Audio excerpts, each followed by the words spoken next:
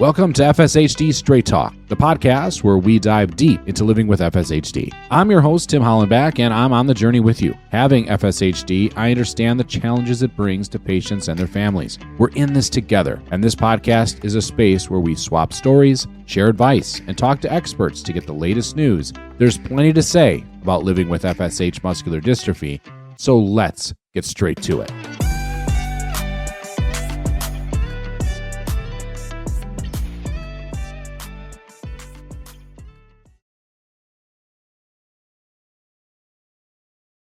Welcome all to another episode of FSHD Straight Talk. I'm your host, Tim Hollenback. Thanks for being here. I'm excited to have this episode airing because it is a return guest. It is Michael King from Carolina. He is going to talk a lot today about storytelling. We had him on about a year ago after I met him at a volunteer leadership summit in Chicago where the volunteer leaders get together. We talk about fundraising and other things, but we also talked a little about storytelling and how do you get that out there. It's important to kind of more or less advertise it. Like, if you had to give an elevator pitch of FSH and your disease and how do you get the attention, maybe it's that. Maybe it's you're just starting to walk into understanding how to communicate this to people. We talk about all those avenues, all those ways, either to be loud about it or quiet about it. Or maybe you have to wait a minute until you are more comfortable. Michael gives fantastic advice from a perspective of a person that's been recently diagnosed and is in the midst of changes, even in his work life. Talks about that as well in this episode. Tons of takeaways, a lot. Michael is a positive person. No question about it in my mind. I wish I lived closer to him because I probably meet him like once a week to get my vitamin C of positivity. He is the guy that you want to connect with for sure. And I hope that this will inspire you to do so. He also talks about his walk and roll coming up in October. I love that he plugs that, as well as a new FSHD group that it looks like is forming. That's a teaser. So listen for that as well. If you want to be on the show or have ideas or want to connect with me, FSHD Radio at FSHDsociety.org is the place to do that. You can follow me anywhere on social media, Facebook and so forth. Direct message me if you'd like. Follow me that way is fine with me. Don't post a ton, but love to hear from you because I believe connectivity is important. With the blessings I've had having this disease, and yes, there has been some, this is one of them. This platform, meeting these people, has been by far the best thing that's happened to me related to FSH. I don't love it. Got a stupid appointment coming up with a neurologist to document more of my demise soon in a couple of days as I record this, and not looking forward to that, but that's okay. It's okay. I have this community. I have this people that are with me in this fight. I am not alone. You are not alone. So I'm really blessed that you take the time to listen to the podcast or watch through YouTube, which is where you can find this episode or you found it, as well as all the past episodes, all the way back to episode 1, if you'd like, with Jun Kinoshita. And we wish her the best in her retirement and just the evolution of the show. So don't laugh too hard on those early episodes. I'm hoping it's better now than it has been, and we get better every episode. So on this episode, for sure, Michael does talk about those things, as I mentioned, talks about communication, talks about telling your story. We talk about the negative responses from people, the neutral responses. How do you cope with that? What do you say? What don't you say? We even talk about his walk and roll where physically they're walking in a park. Like they're hoping people from the outside of that walk and roll come in to ask, what is this about? How do you initiate? How do you continue? And how maybe can you empower people to take action on your behalf? How do you pull back the curtain if it's a type of work relationship and you need to say something? We talk even about that. Like I mentioned, a lot of takeaways, a lot of positive things. So I hope you enjoy the episode here with Michael King. So without further ado, here's our conversation.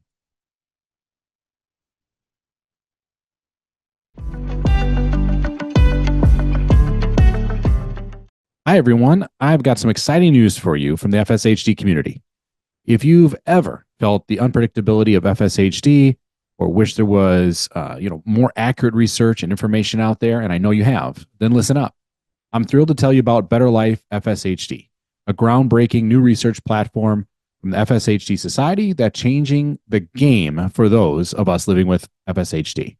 Better Life is your one-stop hub for tracking symptoms, accessing personalized resources like articles and videos relevant to you. And the best part, as you take surveys and track your symptoms, you provide FSHD researchers with better data to understand this complex, understudied disease. And a better understanding can lead to faster treatments, something every one of us can get behind. So head over to betterlifefshd.org and join the study. It only takes a minute to get signed up. Together, we can change the future for everyone affected by FSHD. I've done this. It's a simple process. I challenge you to do the same. Again, that's betterlifefshd.org. Now let's get back to the show.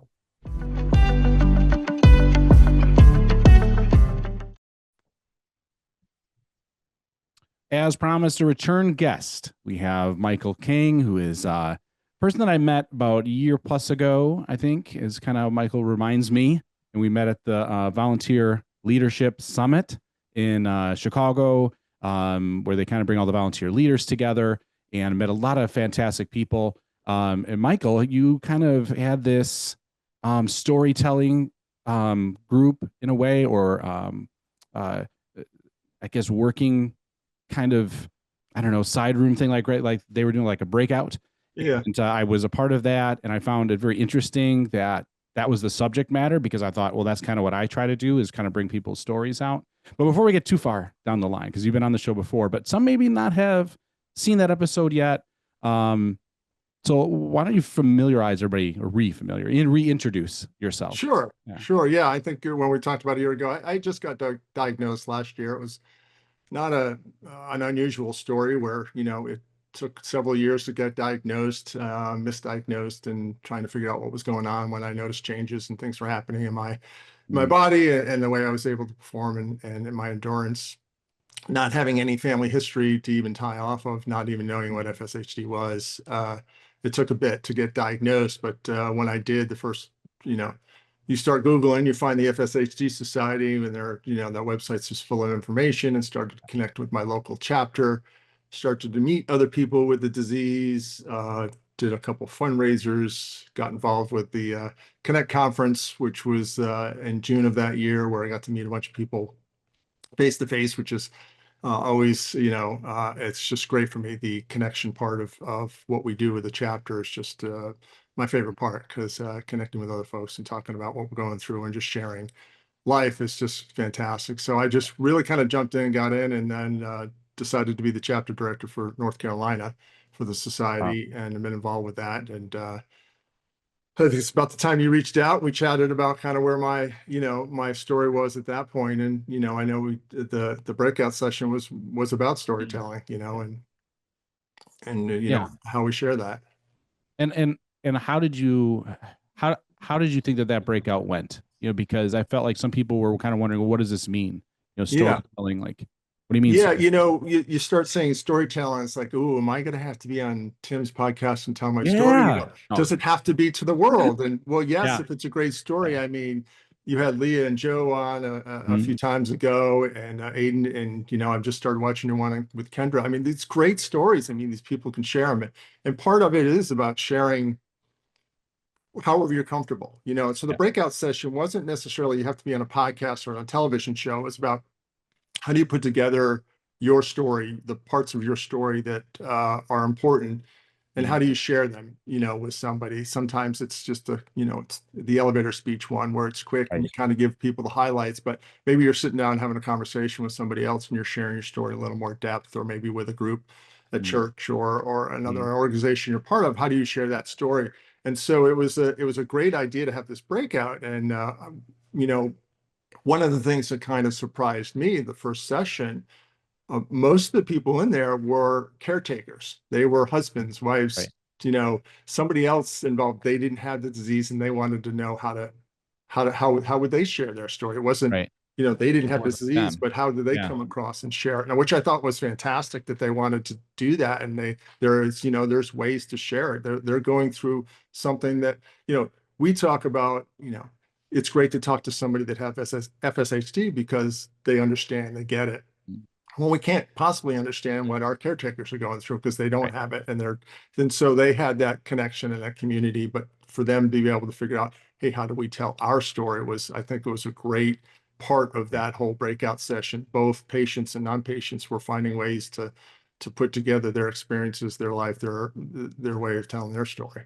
Yeah, yeah, exactly. Like their story is just as valuable. It's just from a different perspective. I always find myself doing that naturally anyway. Like, okay, this is the way everybody else is seeing it, but what if we flip it on its head or like look at it from a different point of view? Does it Mhm. change your perspective, or does it make you more empathetic, or can you see it from a different light? Maybe get a different idea how to handle something, instead of always seeing it from the same tracks, like the same way. And you're right, we always get the stories of the FSHD story, as I always try to, introduce it to people that are on these episodes. Like Mhm. it's a great starting point. Like, who is this? Why do I want to listen to this person? What do they have to bring? And it is a sense of storytelling. And you have to be a little bit brave, in my opinion, to kind of say it, or how much are you going to talk about?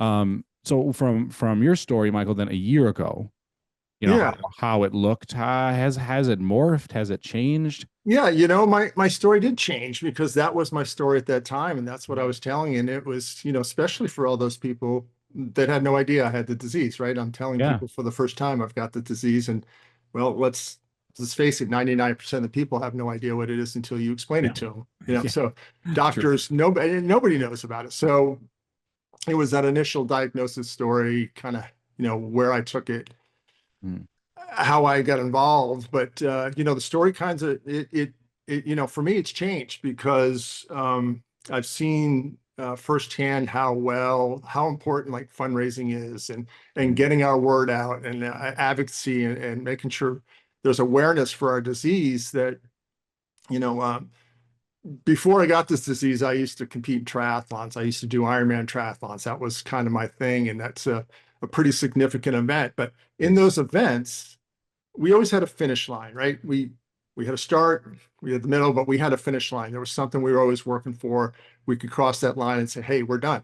Good, I did this race." yeah. But End result. yeah, with all of us right now, we all know there's no treatment, there's no cure, but Mm, we are in a race. I mean, there's so many clinical trials that are starting up. There's funding that's needed for those. There's just spreading the word. So, when these drugs do make it to market, how do we get them in the hands of patients?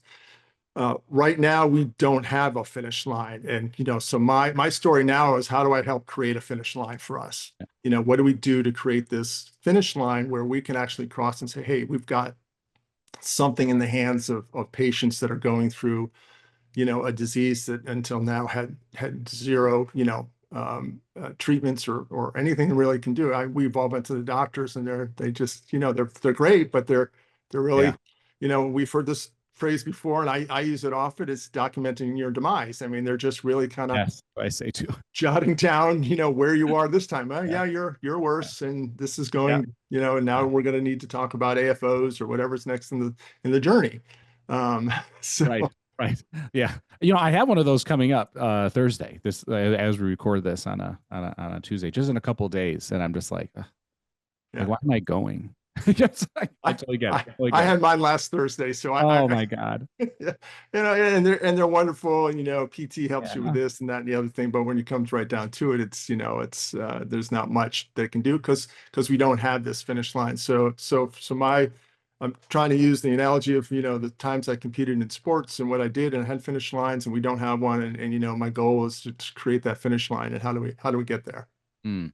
Yeah, and I think that people don't realize how much your story, your personal story, can like impact people enough to cause them to, either look into it more or be Hmm. educated a little bit, or if they care for you, then that might actually spawn them to go, hey, I want to do something about this. You never know who the next advocate's going to be for you if you don't, Hmm. if you don't tell your story. Was there like a particular turning point though that kind of shaped the way that you tell it? You're saying, okay, now it's changing, from just Yeah, when hey, it's an introduction to like now. Yeah, I think when I got first diagnosed, there was things going on in my life.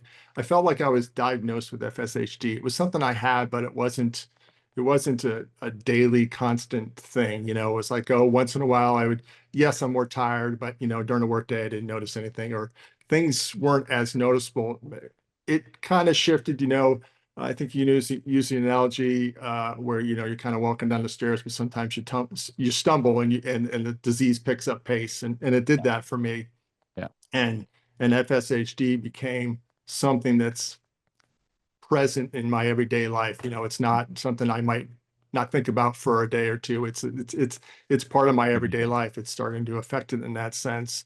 And I want to be a part of the solution. I want to find ways to, I got to live.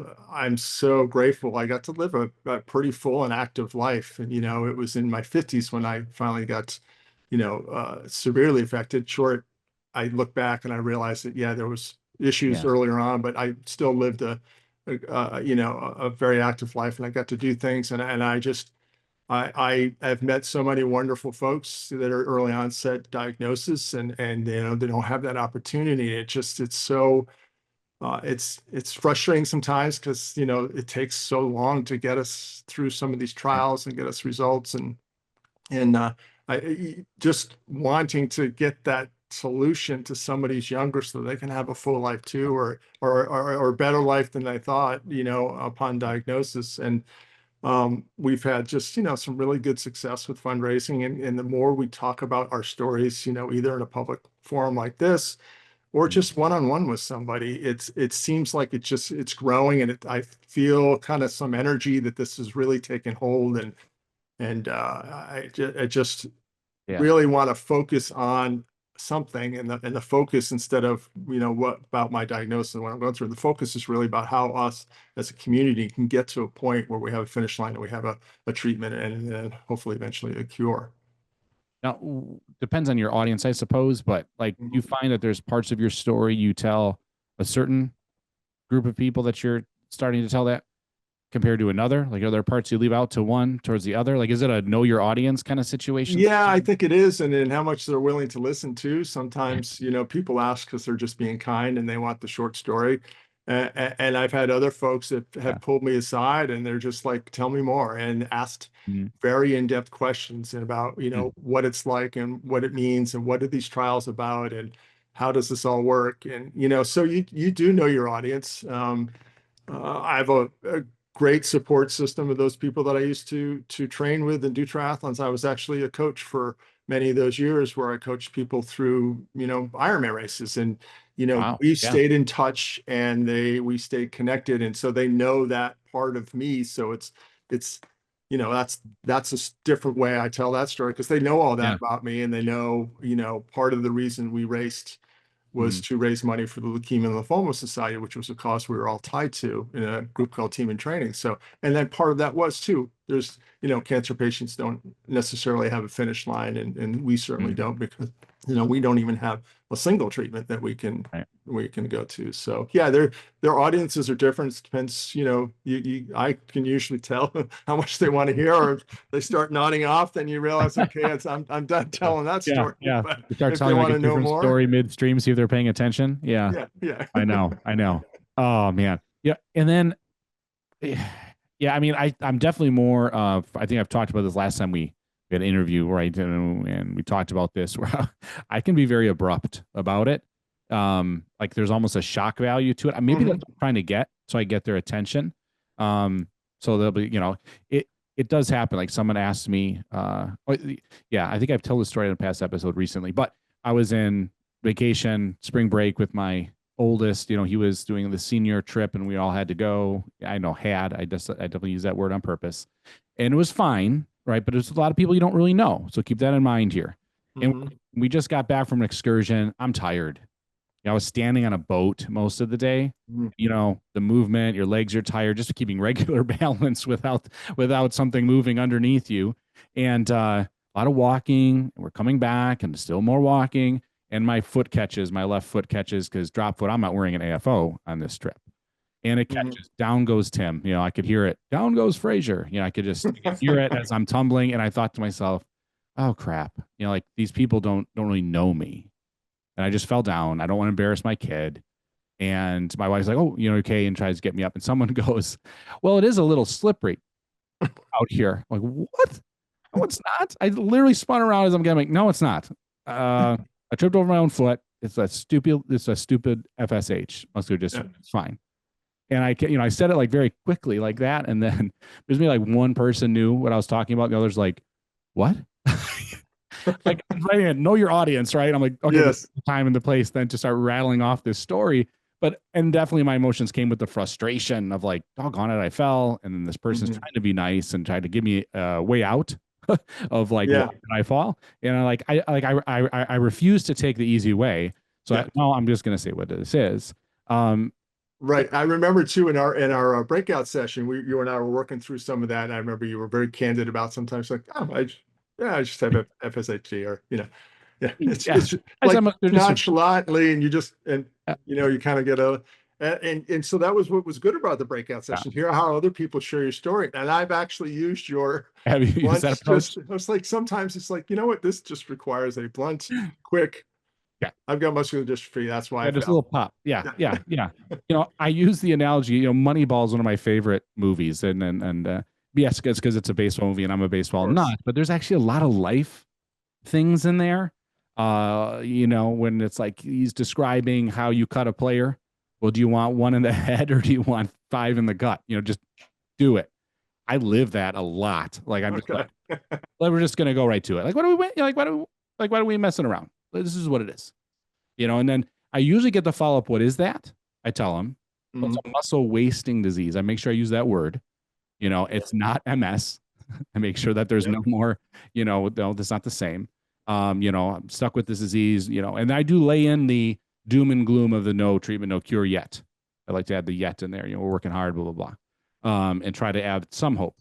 So then that leaves me then like when you tell yours, are you telling it in like a reality of living with FSHD, a little bit of the doom and gloom? Do you give a little sprinkle of hope in there, Michael? Like you just because I I'm afraid to give sometimes too much hope because then they're like, oh, then he's good.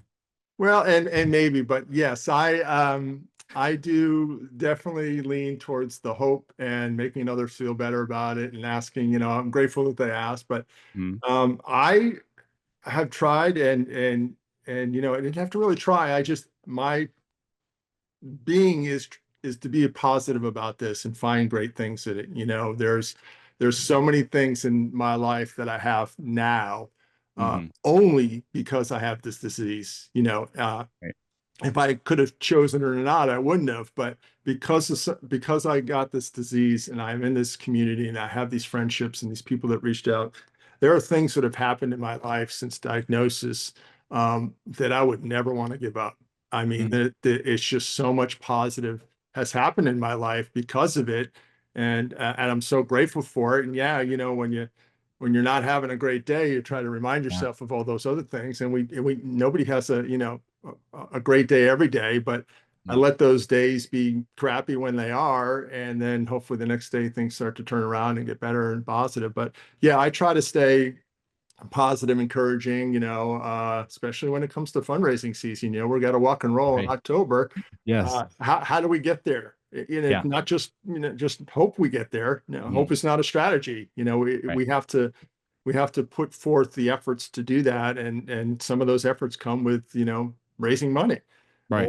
or it's showing up at the walk. So we have a big walk, and people are going, "Well, what are Mhm. all these people doing? Yeah. What Yeah. is What is this? this about? What Right. is this about?" And they ask questions, and more people come involved, and more donations come in, and I had recently shared this when I was at work, and I decided I wanted to let my whole team know what was going on, and I hosted a call every Thursday with about 100 people, and I let them all Mm. know, hey, this is Wow. where I am with life, and you know HR is telling me, you don't have to tell anybody what's going on. It's this is Right.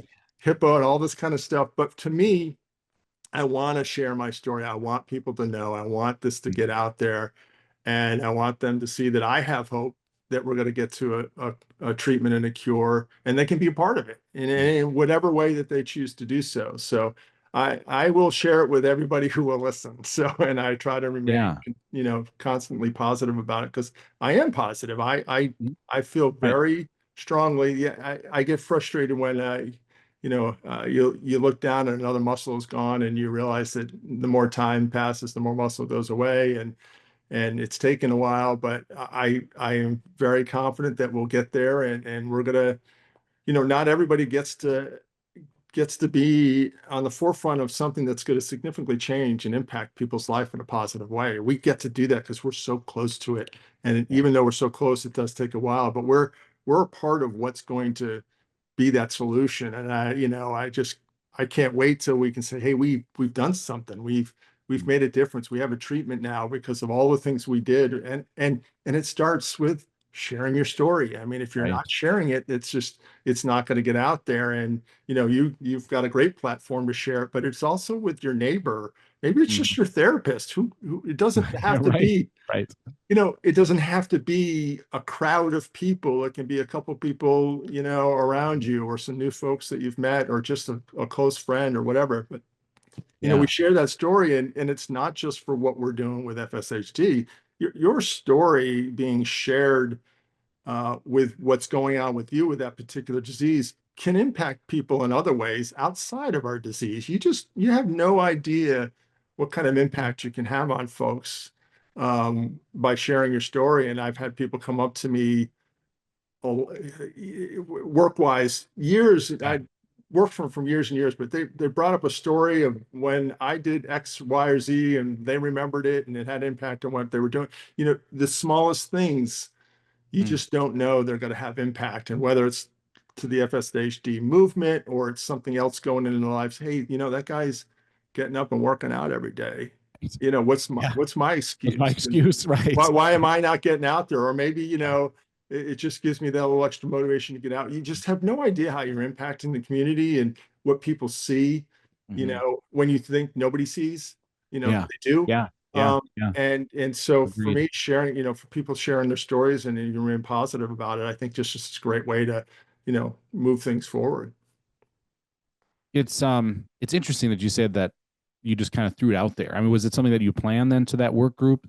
100 people? Yeah, Small? it was planned ahead of time.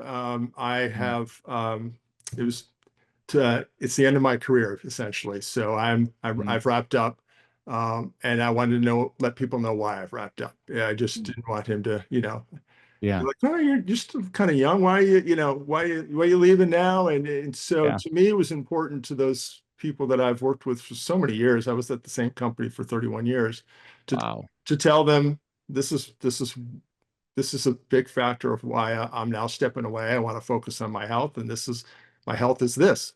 And Mm. and those people were amazingly supportive, and some people donated so generously to the cause. They sent Wow. me cards.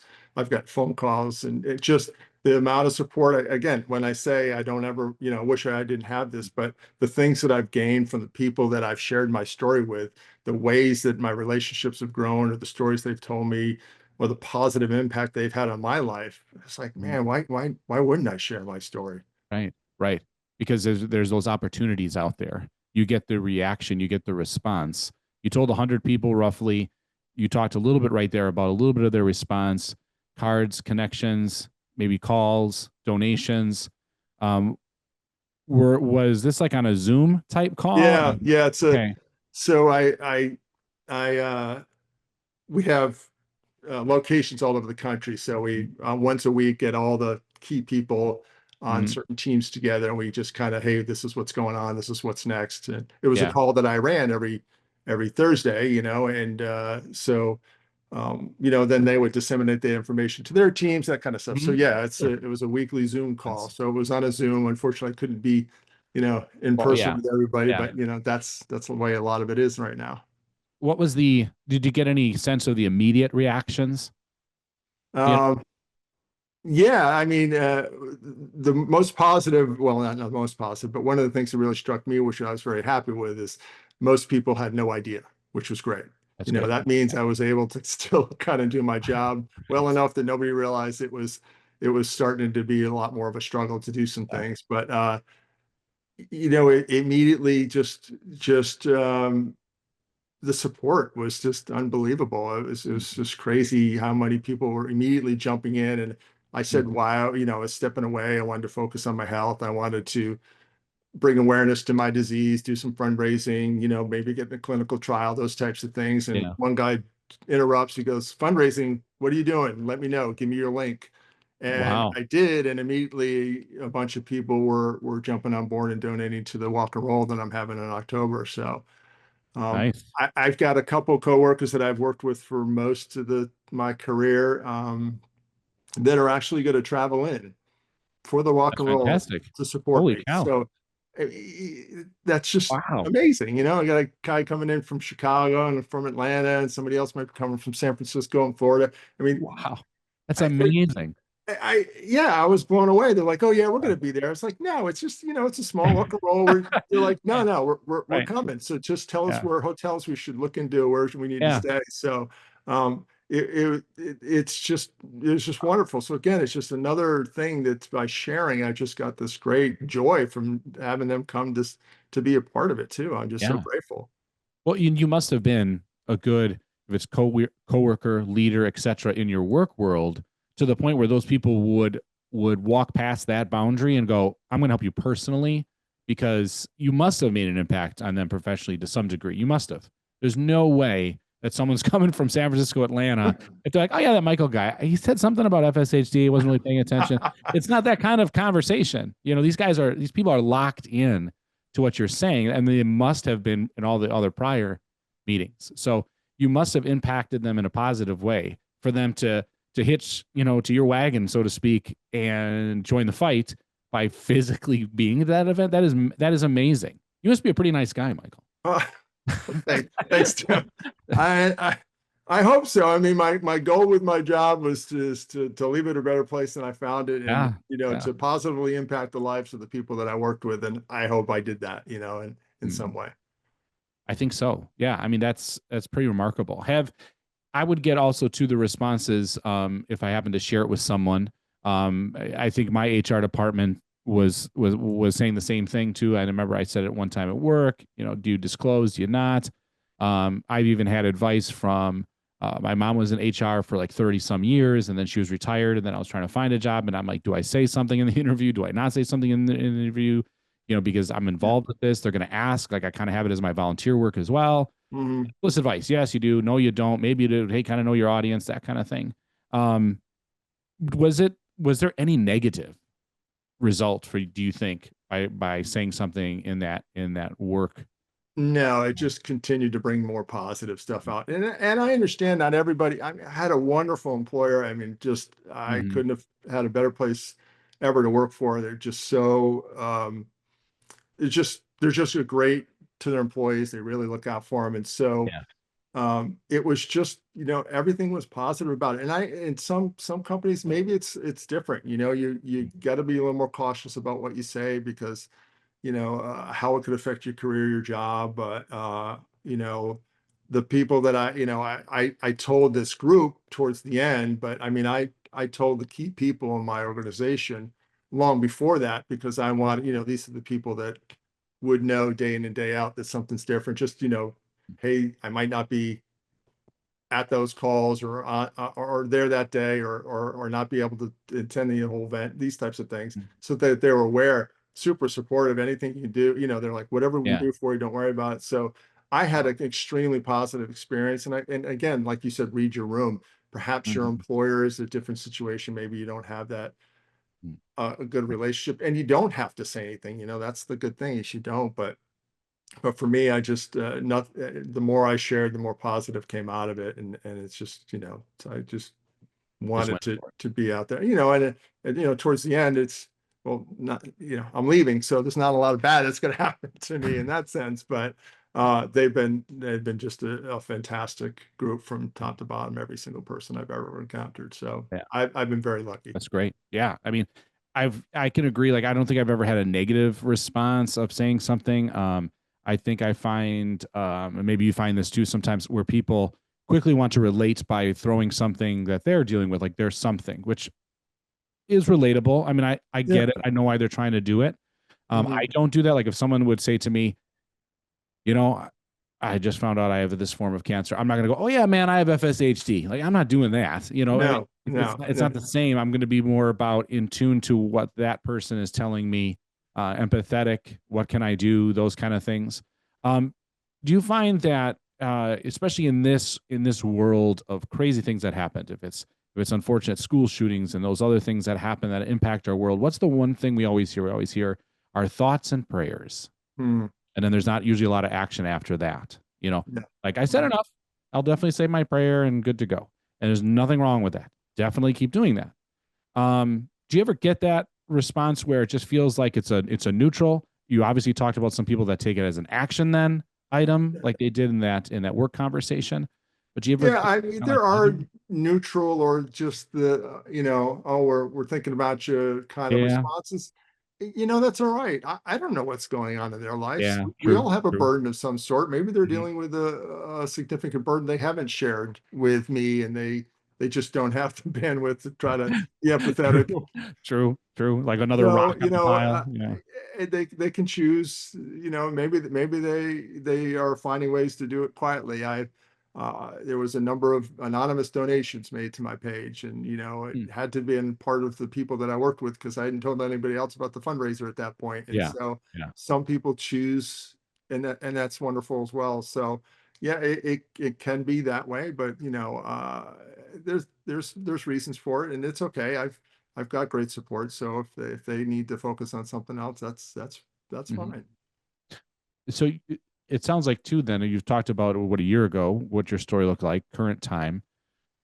And feels to me you're making a shift here, especially with work world, career. A lot of people have to deal with that. So how is your story evolving yet? Like what's that future of your story, do you think here? What's the Yeah, next one? it's well, it's first strange because I think it's been 3 or 4 weeks or so, Mm, and recent. uh, Yeah. my career was pretty long days. When you deal with the whole country, you've got East Coast to West Coast time Right. zones, so there's Right. the day is long, and there was some high stress and all. That's kind of trying to, I'm Go on. Yeah. catching my breath. It's good, Yeah. but it's given me an opportunity to, one, there's with this disease, I deal with some health issues. Fatigue is an incredibly big part of what I have to deal with. And when you're fatigued and you want to lie down and sleep, when you have a call at 2 o'clock, it's you don't just get to do that. Right. And Right. there's Yeah. there's work that takes a lot of brain power that you got to focus on, and some days you just can't focus on it. You don't have it. So maybe you do the next morning at 5 in the morning, or the following day at 7 at night. You're like, oh, I kind of feel like, okay, let me go try to work on that project because I'm feeling good. So it was all encompassing. If you weren't trying to take care of your health, you were working to work around it. So being able to just focus on my health has just made a tremendous difference in my, quality of life. And now I can really focus on, the things I'm doing as a chapter director for the society. And, I get to do other fun stuff too, right? So, Right. I mean, yeah, the the, door's open, right? yeah. You've alleviated some of those stresses, some of those things that took your time. Like I always say, like I only have so many, call them energy cubes or blocks to use in a given Hmm. day. And it's like if I Yeah, disperse too many in one direction, I don't know if I can give enough to something else. exactly. Yeah, I mean, in Yeah. my work life, I have never had one job. It's never happened, ever. Hmm. I've always had something else always working. If it's been a side hustle, extra money here or there, a business I'm running as well as my regular job, or current state where I own a baseball business, I have a day job, and then I do this podcast, right? So I'm juggling. And on Sure. any given day, I might do all three things, Yep. and it can be exhausting, but at the same time, it is um, fun. It's exciting. Mhm. It's liberating to some degree. It feels like I still have a purpose. Some Yeah. people have their purpose within their job. It sounds like though that's not going to be necessarily your issue. Is Yeah. it that purpose is maybe slipped aside, but you have a new one, Yeah, some people identify with their job. Their job is who they are, and that's right? fine too. For me, it was a job I loved to do. Hmm. I enjoyed it from day one, and I did it for 36 Yeah, years total. long So I, time. I loved it. It was a great job, and I know people that have been in my roles and have gone and they start freelancing or consulting, and they stay in the business and they stay in the Mhm. mix. For me, it was very easy to go like, I'm done. Yeah, It's okay. yeah, I've got all this yeah, brain matter now. I can get yeah, rid of all that information, all that technical stuff. I've cleared up all this space in my head now. So I'm okay with not doing that because there's so many other things that I want yeah. to be a part of and do. And I can, the leadership that I had at work, and I can hopefully transfer to the chapter director role and, Mhm. help the society and do things like that. But, Sure. spend more time with my wife and have, Yeah. How does she feel about that? she was all for it. She's been all for it for a very long time. She's Good. always been supportive of it. She never hesitated, and she's been a great partner through the whole career, but especially recently, she's just like, yeah, you go for it. We'll Go do it. for it, We'll right? find a way to make it work, and Yeah. we will. Yeah. Oh, it's good, right? I mean, it's good to have that partner with you. It is. If it's a caregiver side or just the emotional side, or yeah, just someone to walk it with, Hmm. um, is valuable. It's important. I hope everybody has that somebody, Yeah. in their life for sure.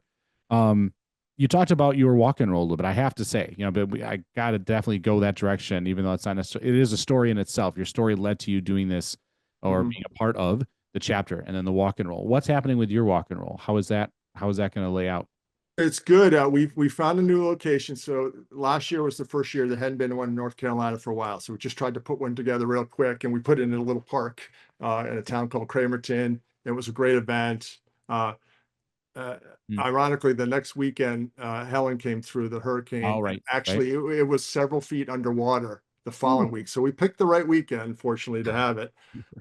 But Yeah. we found a better park. There's a park right in Charlotte called Freedom Park. It's a very busy, active park. It's got a little lake in it, and they have a Nice. pavilion and stuff. So we're going to have it at Freedom Park in October 4th.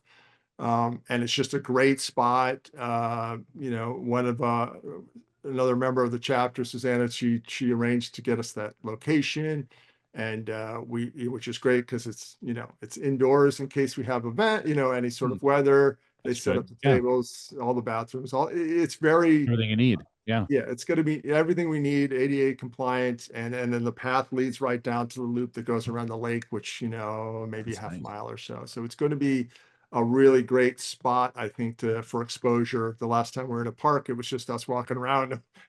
There's nobody else to really see you, so we'll have some more eyes on us. So our goal really is to get participants just to walk and be there and be a part of Cool. that. So yeah, great spot. It's going to be Yeah. fantastic. So we're looking forward to it. Yeah. It's always one of my questions for those that participate in the walk and rolls, like, because I visualize it's a group of people, you're wearing the same shirts or something. There's maybe balloons or banners up, there's these signs, and like it's anybody that just happens to be walking their dog or taking a walk and going, what do you guys like? What Yeah. is this? Like, what is this about? Do you, it didn't sound like you got that last time you did the walk and roll, maybe No, because of the unfortunately, it was, location, yeah, right? location wise, Yeah. we actually rented out the whole area, Oh so my, nobody had nobody access. else is there but you. Yeah. So with this change of venue, do you Yeah. anticipate? I know you said you hope that that happens. So then you must be anticipating that you might get some outside attention. Yeah, we certainly will. This park is extremely busy. People are, there's ballparks, but there's Oh, walking trails, yeah. people with their dogs, people just setting up tents doing, a lot of times there's fairs, vendors go, Oh, wow. art fairs, that kind of stuff. So Yeah. it's right in the middle of, the city in the sense that people just get there so easily. Anytime I've been there, there's just been hundreds of people walking around. This is going to be a Saturday in October. Weather's usually very comfortable. We've been hot all Mhm. summer. Things start to cool off. People are out and about. 10 o'clock is, our A good start time. time. We should Yeah. have a lot of at least eyes, and my job will be going around and answering any questions or talking to anybody, sharing my story with anybody that has Yeah. no idea what we're doing, you know. You have a bullhorn? No, I'm just kidding. Oh man, that's a good idea. I'll have to- Yeah. You just walk around with a sign above your head, like permanently planted somehow, ask me what I have, or yes, ask me what FSHD is. Yeah. there you go. Yeah. No, Uh, it's in, and I think that has always been to me the biggest positive thing that comes out of the walk and rolls. It's the connectivity, of course, of the community that knows what it's all about, and it's growing the community at the same time. You hope to get those bystanders, standards that come around, the innocent bystanders that yes, come around and they're like, "Hey, I'm grabbing you on this one," and get some attention, because it's always been interesting to me that this is the most common form of a muscular dystrophy, but yet nobody knows about it. It's very odd right. to me. Right. Yeah. It is very odd to me Yeah. because I know of other forms and never heard of this one, and it's just Never. very, Yeah. very odd that there's so Mm. little out there. And it's spreading, it's good. And, Yeah. True. True. Yeah. And we'll I get think there. that we need to know it, right? We need to know that it's to me, it would help if it was more common. People know what ALS is. We get our Mhm. disease confused with MS. Everybody knows what that is, or at least what happens when people are diagnosed with those things. And, you don't always want to share the tragedy, the doom and gloom. I think you've done a fantastic job of balancing the positive side with a little bit of, hey, I got to hit you with the negative, but then let's kind of, it's almost like a positive sandwich. You're like giving them like, hey, I'm okay, but man, I have this disease, but I'll be all right. So you're kind of making this like, we'll definitely get through it. But everybody has like their quiet time. I was just actually talking to my son about this yesterday because he's going through a transition in his life, going off to college. Those that have been off to college, you know what that moment was like, or that week before you left, all that kind of stuff. So all those emotions of change and all this. And he helped his girlfriend move in to her place, to her college she was going to. He's going to a different college. So there's this moment that I was thinking in my mind where he's going to be driving back home from helping her move in to when he gets home. That's like 45 minutes to an hour. He's going to be driving with his thoughts. Like sometimes that can be bad. Sometimes that can be good. So in your quiet time, we all have them. Yeah. How do you stay positive? Because you seem like you're always positive. Is that possible?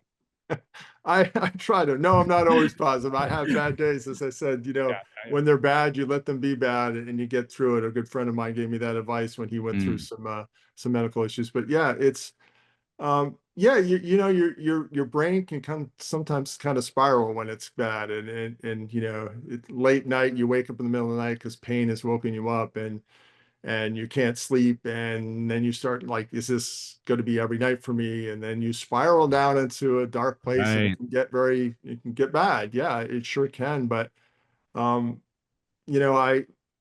lot of what I have is my faith. My faith is very important to me. Here's time for a little plug. We're actually starting a new FSHD group. Really? Living. All right. Live local late breaking type news here. Is this like, Yes, you could have like an audio cue for that. We'll put a little scroll on the bottom of the screen. Yeah. But there's been some interest with people discussing how does your faith affect your FSHD? How does your FSHD affect your faith? And how do you navigate that? So we're going to start a monthly call, I think in October, Living Spiritually with FSHD. And there's a Joanna from Atlanta is got some really good background. So her and I are going to lead this call and see, just explore this for those people of all faiths, and a faith is really believing in something bigger than yourself. So it's, whatever you come to with that meaning. So for me, faith is very important. I trust in God's plan. He's put me exactly where I'm supposed to be right now. It's not always easy, but I can be thankful in what's happening, not necessarily thankful for what happened, but thankful in what's happened, grateful for what has been brought into my life because of this, and grateful for what we can have in the future. So, uh, you know, uh, he's a perfect God, and he's got a perfect plan for me. And this is where it's supposed to be. And it's not always easy, but it helps me stay positive. And then you come right to home. My wife, and she is yet to, I think, get upset about this. I mean, she is perpetually positive. How can I support you? What can I do? Wake up in the middle of the night and aches and pains. And sometimes a massage gun helps work some of that out. And I'll wake her up in the middle of the night, and she'll, work out some of the kinks and help me get back to sleep. And, just bending over backwards and finding ways to help me live a better life just because she's there. So I can't help but be positive of having that kind of support and that kind of relationship with my wife. We're coming up on 34 years in a couple of weeks. So congratulations. yeah, so I'm very grateful for that. So that helps me stay positive. I'm surrounded by, and we've talked about this for the F3 workout group that I'm a part of. These guys surround me day in and day out. I go out in the mornings. I don't necessarily do the whole workout. Sometimes I just walk, but somebody will join me. We'll grab coffee afterwards. We'll do something. We volunteer together in different other things that we do, and they're so supportive. And so Tim's got a tribe, right? Well, I've got I've got people surrounding me that help keep me positive and help support me when I'm not doing the best, and get me through those times so that I can remain positive otherwise. That's fantastic. I love the idea of having that group that you're starting. Obviously with sounds like some good health or help and support. then are you drawing in people that already have that faith belief, or are you also kind of hoping that you're getting the ones that are on the cusp where they're really not That's sure? a great question. We're not, we haven't had the first one yet, so we're not Right. sure exactly who, but we've kind of teased it out there here and there in a couple of other the sport groups, and people seem to have a lot of interest. And yeah, ultimately my goal is not only to for people to be able to share and talk about their faith and how it affects how they're living with this disease, and maybe help encourage other people. Um, but for me, I think the best thing that could come out of this is somebody that comes into the meeting without any sort of belief or faith or religion, as some people call it, or any of that, and comes away with, what, there is a higher power. There's something more important than me, something bigger than me that I can lean into to help me get through the days and get through the tougher times. There is something else out there, uh, and faith can be, faith gives you hope as Yeah. well, and helps you get through. We're not guaranteed a nice, easy, smooth life, but No. No. we know Right. that, right? We Yeah. None of us Yeah. have been given that, but there is so much joy that can come through the experiences we have, and Mhm. that's because you have faith in something else, and I hope that, yeah, people maybe you're thinking about it or don't know what faith can do in their life, and what the Mhm. spirituality can be, and maybe that helps them, Yeah. and that's great. Yeah. For That's sure. that's And what we I, want. and I think that those are fantastic points. I mean, on a past episode, I was talking with the guest, and she, kind of had a line that she shared that she's heard. I think it was from a doctor of hers that had a strong faith, and he said, "Do you have enough faith to not be cured? Like if your cure doesn't come, do you have enough faith to get through that?" And that is huge to me. Like, wow, that's again that changed the perspective. We all pray for a cure, pray for a treatment. We have faith when it's coming. Well, what if it doesn't? You still gonna have faith? Like, are you Well, still gonna yeah, be able and to get through? what an important message to send is, like, I may never be cured, but if I Hmm. never lose my faith in Jesus and God and what they're doing in my life, Hmm. he can cure me. Jesus can heal me, but he may not. And Hmm. I think it's a more of an important message that I continue to, glorify him in what I do, because I don't have to be healed for that. I Yeah. will be healed one Right. day, but not now. And I think that, even as you said, if you don't get healed, how is your faith? And if that's an important part, if you continue to have that, even going through the worst of what you're going through, I think would help so many more people to see. It's like, oh, okay, he's not healed, but boy, he still He's still believes in right. what he believes in, and pursues it, and is joyful through it. So. Yeah. Yeah. Faith is easy when things go easy. When Mhm. things are Sure. hard, you don't want things to be a wish list and all that. Of course, that's not how prayer works. So you're right. It's more for the strength. Like I said, I love the fact that group sounds like it's forming. I want to know more about that. Maybe we have to have you, and you said the other person from Atlanta, right? That is, Yeah. you two are Joanna both from Atlanta. collaborating, Yeah. Joanna. Yeah. So expect me to try to connect with you guys as that builds up, because I think that is worthwhile conversation and something to be plugged for sure, and kind of add a little build up to it. So that's awesome. Yeah. Yeah. She's the smart one in the group. She's got like a doctorate or a master's in theology and all that kind of good Oh, stuff. I come from a little different background. I did grow up Catholic, and then kind of got away from my faith a little bit. I never stopped believing, but it just wasn't a part of my life like it is now. And a few years back, I really turned the corner, and it's now such an important part of my life. So we'll come right. hopefully to the meetings, to this group with a couple different perspectives, and Mhm. be able to, it's really about other people being a part of it and sharing what they're going through. And it's going to be like a private, we're not going to be recording these things and sharing them to the Yeah. world. It's Yeah. going to be a very intimate, share what you want. Everything we say stays in that call and that Zoom, and Mhm. it gives opportunities for people to really be open and honest with what they're going through. And yeah, I think it's going to help a variety of people, whatever stage of their faith they're in. I For think it sure. should help. So yeah, glad you want to join in too. So I do. I do. Yeah. I think it's interesting. I'm kind of in your world, Catholic, I guess, if I have to say or proclaim, well, what are you? That is usually what I say. But to your point, it would disappoint my mother if I don't practice like she thinks I should. Right. I believe faith is everywhere. It's not yes. just in the walls of of a church. That's just a great place to maybe get recharged, but you got to live it everywhere, in my opinion. So it sounds like you're trying to live it here, right? I mean, that is a fantastic project. That's great. I love it. Totally caught me by surprise. I didn't know that was being built. So I'm Well, really, yeah, we've got a couple more meetings to kind of finalize the details, and we mentioned it in a couple of calls that we had, just some kind of leadership calls, and people are like, wait, what are you doing? yeah, And like, yeah, oh, there might be some interest in that, and we really are surprised so far with the feedback. So we want to really kind of get this together and get it going. So I think mark your calendars. I think October is going to be the launch. We're going to give it a yeah, go for a few months, see how it goes, and if there's really good feedback and everybody seems to be getting a lot out of it, then we'll yeah. just continue it. Keep it rolling. Yeah, that's one thing I've noticed within the FSHD community. There's been more and more groups. I know a lot of it has been spearheaded through the FSHD Society's platform, but more and more groups are being formed over these years. I mean, I was diagnosed 10 years ago. There was barely a chapter, let alone Mhm. all the groups that have branched off, the growth, the involvement, has been great. And I don't think that's by accident. Then that's also means that there's more possible treatments, cures, et cetera, in the pipelines. I think one, has to have the other. I think when you Yeah, have more attention to the disease, that means there's going to be more attention to trying to treat it. So it's all good. Good things are yeah. happening. It's a good story to tell. We Mhm. hope we have a happy ending. Yes, we To, will have a happy we ending. will, yes.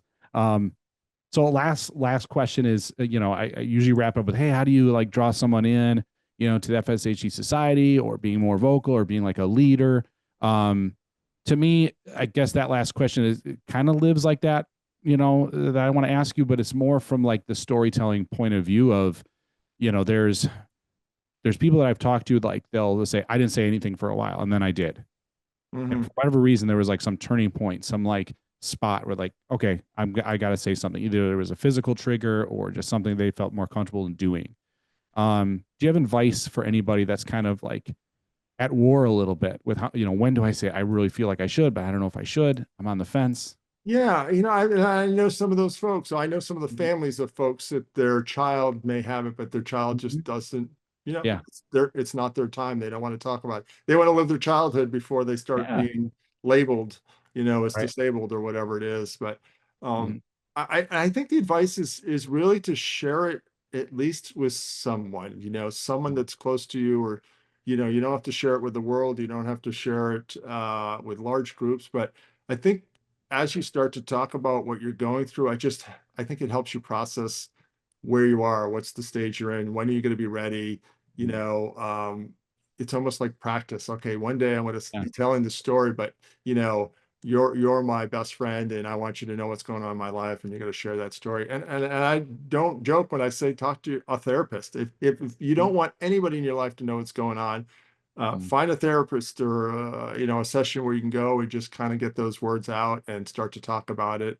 um, and it's everybody's time when they're ready. Nobody's Yeah. has to my wife told me, you don't have to tell anybody, we'll just pretend. It's like, no, I want to tell the world. And some people say, I don't want to tell the world, I just want to keep it to myself right now. and, Right. and it's okay. But I think by starting to talk about it, saying it out loud to another person and getting some feedback is just Mhm. a good way for you to be ready for when you are all ready for, it to Right. be The small bites, public. so to Yeah. speak. Yeah. Yeah. Maybe Yeah. do small helpings and then ease Yes. in if that's your. You don't have to go my style just because I Yeah. brought it. Doesn't have to be my style.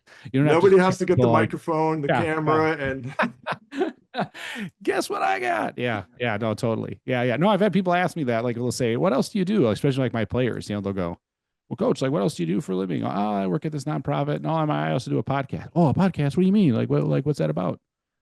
Okay. Well, it's about like this. Oh, oh. oh, okay. That makes sense. Like, yeah. You can listen if you want, but I don't know if you're going to like it. You know what I mean? Like, I Yeah. don't know if it's relatable. And, Uh, and maybe it's finding somebody else with the disease just to talk to. There for was the sure. first time I had that conversation with somebody with my disease, uh, was it was weird, but it Mm, was also just wow, that right. was great, and Yeah. uh, reach out to me. I'll listen. You There you can tell go. me your story, and we'll talk about it and go from there. But I think that's just important. Just find somebody Yeah. to start about it. When you're ready, you'll know you're ready. Mm. Perfect advice. Awesome. Well, we look forward to your walk and roll being a success. the Thank faith you. group being a success. Congratulations on like just moving forward in your life to a different direction, work wise, and who knows what's in store, you know? Yeah. So thanks for being here, Michael. Love No, it. I Love appreciate your it, Tim. time. I encourage everybody to, if you're just watching the first time or maybe watch one or two, they're all on that YouTube channel. You can go back and watch a whole Oh bunch, yeah. and there's just some really great stuff, people sharing their story, and you might get that little nugget that's going to help you through whatever you're going through. Yeah. There's all those little pieces. So they're fabulous. Go back out there and listen. And if you want to be really bored, I have mine from about a year ago. You can watch it once. Hardly boring. Like it's the first episode to this, and then we're gonna have more. I'm gonna bother you again. I love doing this. I love chatting, and we'll get a few more people on too. Yeah, it's fun to talk it out. So it was great finally meeting you in person too at the Volunteer Leadership Summit. So likewise. Good. Well, keep up the great work. I Thanks, appreciate Michael. what you're doing, Tim. You too. Appreciate what you're doing, sir. Thanks so much. Thank you. Bye now. Bye-bye. So that's Michael King. Fantastic advocate for our community. We talked to him, about a year or so ago. I met him at the Volunteer Leadership Summit, which is a very impactful weekend, a lot of energy, a lot of ideas get passed around in that kind of event. And for me, it was definitely a time where I could, see if I get some guests or see if I could get some people to come on and share their story. They're already out as a volunteer. It's a little bit easier to get someone to want to talk about their story. Michael is one of those people. And then to follow up with him, because I kind of wanted to see where he was at now. And when you're just starting to talk about your disease, it does evolve to later. Like I said, I've been diagnosed 10 years now, and it has been a journey, I guess. And like my journey has been more about the podcast and growing that. And then my life seems to kind of be its own path beyond, away. Probably the best way to say it from FSHD. It's like almost like two roads. And I've had them intertwine once in a while, but for the most part, they both stay kind of on their separate paths. That my FSHD story with podcasts, and then my work life, family, coaching, etc. And I think that sometimes you have to kind of intermingle the two, like Michael said. Tell people from work if that's where you feel comfortable with. Tell your story to your family for sure. People you feel safe from. And I think you start with that nucleus. You start with that center point, the place that you're most comfortable, and then you kind of grow it from there. And because you don't want it to be, too aggressive where, gosh, you wish you didn't say something, right? You don't want the negative response, even though I don't really have ever had a negative response when I've told my story. But sometimes you get more of a neutral one, as I kind of talked about. So I appreciate Michael King coming on, talking again about storytelling, how to tell your story, and not just a how-to, but also currently what he's doing. I love the fact that we're talking about transitions in life throughout that conversation, as well as a new faith group that looks like it's being formed, their walk and roll. I'm hoping that's going to be a success, a lot happening for them in October. So, and like Michael said, if you want to be on the show or want to see past shows, I should say, they are on YouTube. If you want to watch, if you want to listen, Spotify, other places you find podcasts. I'm more of a listener, so I can kind of keep my life moving while I'm digesting the information. I tell my family or players all the time, I listen to books or podcasts when I'm like cutting the grass or something like that. It's like lawnmower university. Like I'm going to go learn. I don't want to waste moments of just not digesting good things for me to take in, because I need it. I need guys like Michael all the time. The positive people around me, they make me feel better, because I'm not necessarily the most positive person. More pessimistic, unfortunately. So I need to be surrounded by the people that have better faith and hope than I, and hence I can kind of fuel my life going forward. I kind of give that advice to everybody. If you feel like you're more of the negative side, you got to find the positive people to hang with. Be a part of those groups. I'm hoping this episode gave you a little bit of a shot in the arm, so to speak, of that positivity. It did for me. I like hearing always what Michael has to say. Love to hear what you have to say. If there's a subject you want to talk about, if you want to be a guest on the show, FSHD radio at fshdsociety.org is the email. That is the best way to get hold of me. You can also find me on social, personally, direct message me. Totally fine with that. Facebook and so on, the X, whatever, Twitter and whatnot. I'm there. Find me. I'm sure you'll find me. No problem. I've even have some people even reach out to me on LinkedIn of all places. So I'm an open book. Come check me out. I'm out there. So thanks again to Michael for being here. Please support him, his walk and roll, the faith group. We'll have those people on again, him and Joanna from Atlanta. I'd love to have them on in the future, so look forward to that. And I appreciate all what you guys do for this community. Everybody out there watching, listening, thanks for taking the time to put me in your ears or in front of your screens and have a quick connection conversation with me and Michael. And I always appreciate that. It means a lot. It means a lot. Thank you for supporting the show. Thank you for supporting the podcast. Take care. And you've been listening to FSHD Straight Talk.